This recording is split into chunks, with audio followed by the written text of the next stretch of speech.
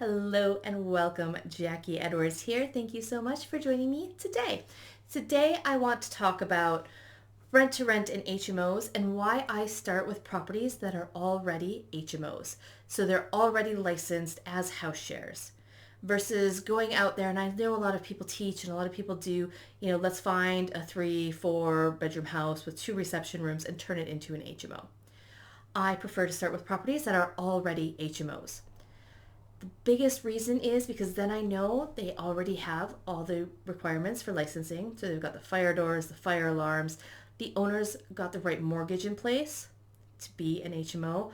The owner's got the right insurance in place for an HMO. It just makes an easier sell to the owner because they're already used to an HMO. Whereas lots of kind of single family buy-to-let owners, or if somebody's just moving out of their residential home and you want to turn it into an HMO rent to rent, they probably won't have the right mortgage, they won't have the right insurance, they're probably going to be really wary of, do we want all these strange people renting out rooms in our property? It's going to be a drug den, blah, blah, blah, blah, blah. So it's a harder sell and it's harder to get a deal to work versus if property is already an HMO, you're like halfway there already. And then you don't have to spend the money on all of the things to get it ready to be a license, because fire doors and fire alarms and all of those things, they start to add up in cost for your rent to rent deals. Now, a lot of people are like, oh, well, if it's already an HMO, then, why would the owner give the property for me? They're already making a lot of money on it. They've already turned it into an HMO. Like, the work is done. That's true for some properties. Now, some properties, especially for those of us that are on the property investing Facebook groups, and we see the investors that are buying these properties and turning them into gorgeous HMOs, and they're kitting them all out, and they're spending like $100,000 doing up these properties. And that's what we're thinking of when we think HMO.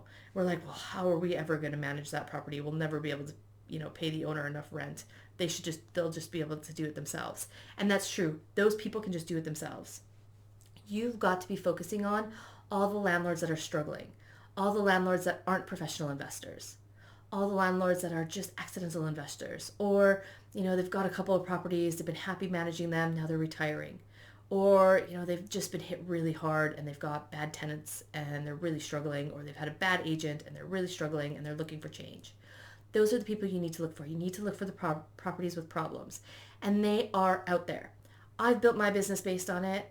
I've had my students build their businesses based on finding these landlords that are struggling and having problems, who already had licensed HMOs, but they didn't know how to manage them properly. They didn't know how to find the right tenants. They didn't know how to reference those tenants. So of course they have tenants that aren't paying their rents, that are just leaving, that aren't, they don't know how to do the proper paperwork. So when things go bad, they can't evict their tenants. They haven't registered deposits. They've got all kinds of, fee issues that could happen there. They don't know how to maintain their properties. They don't know how to do like a monthly review and make sure everything's okay. They don't have like a power team. They don't have a handyman or a builder or an electrician that they can call out. So they're paying out exorbitant fees for any kind of repairs and maintenance. It's just a struggle. You're looking for those landlords that are having a struggle for it. I did get calls from landlords that had beautiful properties. Everything was going great and they really just wanted to do a quick price check. Now, I knew those properties weren't right for me.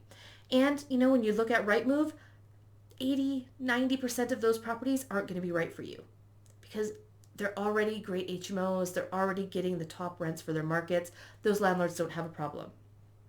But you still need to get out there and see them. You need to get out there and see as many properties as possible to find those 1 or 2 every week, every month that the owner does have a problem and that you can solve with rent to rent. They are out there. You just need to find them. That's why they say property is a numbers game, because you have to look at large numbers to get those 1 or 2 deals trickling through. Not every property is going to be a deal. Not every landlord is a motivated landlord. Not every landlord has a problem. Some of them are doing amazingly. They might be interested in how you can help them, but really you're not going to be able to help them. They're going to want more money than you can pay because they don't have a big enough problem that you can solve without the money. You need to find those landlords that you can solve their problem. They've got a problem. They don't know how to manage their property.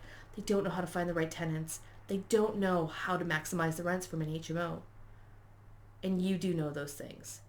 That is what you're bringing to the table. Is you are learning property investing. I mean, you're here watching this video. You're learning how to be a property investor. You're learning how to properly manage these properties. You're learning how to be the best property investor that you can be. And that's what you want to focus on. Whereas that landlord, maybe they've got another job. This property thing is just kind of a side hustle for them. They thought, yay, investing is a good thing to do for my future, for my retirement. And they don't want to be spending their time learning how to be an investor. They want you to do that for them. They're happy to take whatever that rent is. You solve whatever their problem is, and everybody goes along happily. So that is why I start with properties that are already HMOs. Because I can find those landlords that are struggling.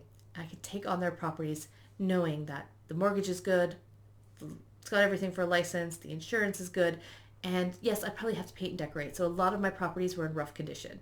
And that's why the owner was struggling, because they couldn't get higher paying tenants in because they didn't know how to maintain their property and sell it and make it look pretty.